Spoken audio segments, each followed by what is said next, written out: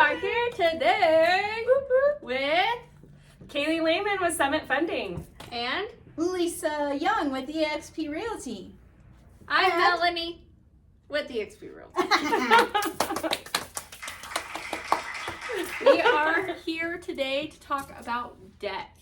Ooh. Something no one wants to talk about. No. Like, it's just a bad taste in my mouth saying. Except for me, I talk about that all the time. Yeah. But see, and That's I her think job. we need to change that though, It's her because job. it's not a bad thing. No. No. Debt is just things that we pay on, right? And our debt gets our credit score up. Yeah. Right? Yes. In some instances. Absolutely. So, we're going to talk about what is debt, what is what debt? is considered as debt towards your loan when buying a home, and then I have some other questions for Kaylee. So let's talk about what is considered debt when you're buying a home.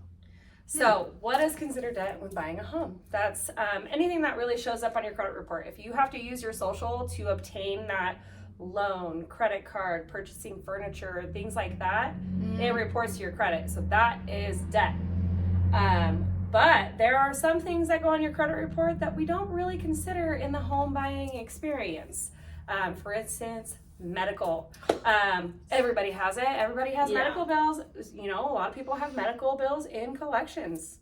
Guess what? We look right over that. We don't even hit you with the payment or anything, and we just move forward without even considering it. There's like one loan that we do kind of look at medical debt, but we just look at it for a description as to what happened in your life, not counting it towards you with your debt to income ratio. And when loan did is that that? change though? I believe manual, when you do a manual underwrite, they want explanation why you have medical bills in debt or in collections. And then I believe USDA asks for the same questions. Okay. Cool. Mm-hmm. Very cool. Okay, next question. So say I'm self-employed. So realtors, we're self-employed. 1099. 1099, so we have to pay taxes at the end of the year. If I have my taxes, there's a lump sum of money that I owe to the taxes. What can I do to still qualify for a loan with my taxes? Super good question. You just have to set up payment plans with the IRS and at least make 3 payments on time payments, you guys. Okay. 3, and then we can get you into that loan process. And so does that considerate towards my debt to income, correct? Yes, it is. Okay. So Yes, it if is. you make, I don't know, $200 to $500 a month payments to IRS, that is factored into your debt to income ratio. But it has to be set up as a payment plan. You Yes. can't just willy-nilly go in and make payment. that determines what your monthly payment's going to be on your home based on what you can afford to make that payment. Mm-hmm. That So- didn't really come out clearly, but you know Yeah, what I'm talking I about. understand what you're saying. So your minimum monthly payments Yep. are what are associated with your debt to income ratio. Okay. And then knowing your debt to income ratio really guides us on how much you can qualify for with your monthly payment. Perfect. That makes sense. Hope that makes sense to you. Next question.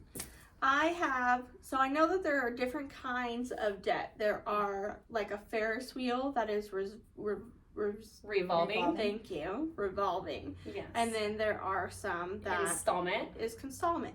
So if I'm trying to work on getting my credit up, and I have a car payment and I have a credit card payment or credit card debt, or the loan for my car, which one should I pay off first? Ooh. So, there's different answers to this question because sometimes either your installment loan or your credit card company, it depends on which one reports harder to your credit. Oh. So there are different credit card companies and installment loans report differently to your credit all the time. What's really super nifty about my credit company that I use is we have a simulator that is linked with them that can tell us which credit card companies report harder to your credit than others. Oh, I didn't know that. That's So cool. sometimes you think, well, American Express Yeah. is a huge name. You think that will impact your credit score quite a bit. Yes. But really, your Capital One may report harder to your credit, Yes. or your auto lease might be reporting harder. So here's a rule of thumb. Okay. And this might answer a lot of questions for everybody. with credit companies with revolving credit, which is credit cards, rule of thumb is to keep your credit card balance at least below 30%. This is what helps your credit jump up, okay? Now, if you pay off those credit cards at a zero, it's not doing anything. Think of it as a hamster on a hamster wheel.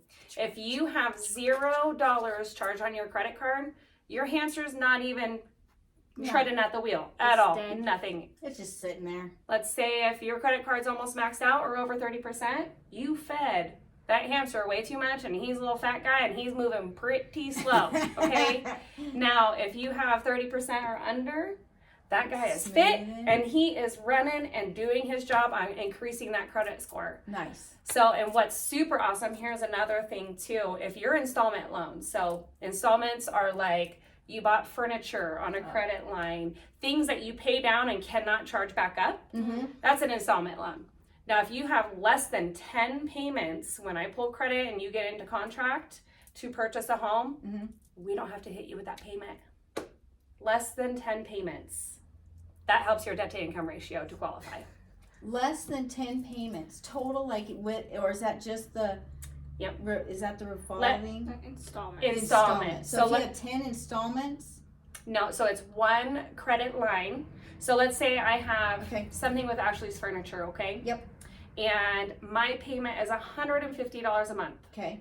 And I have $300 left to pay off. Okay. That's less than 10 payments. I don't have to hit you with $150 a month. Did you see the light bulb Car just come payments on? would be different because usually they're like 60 months. Yeah, they're Yes. set determined. But there is times so that you get so close to paying off your auto.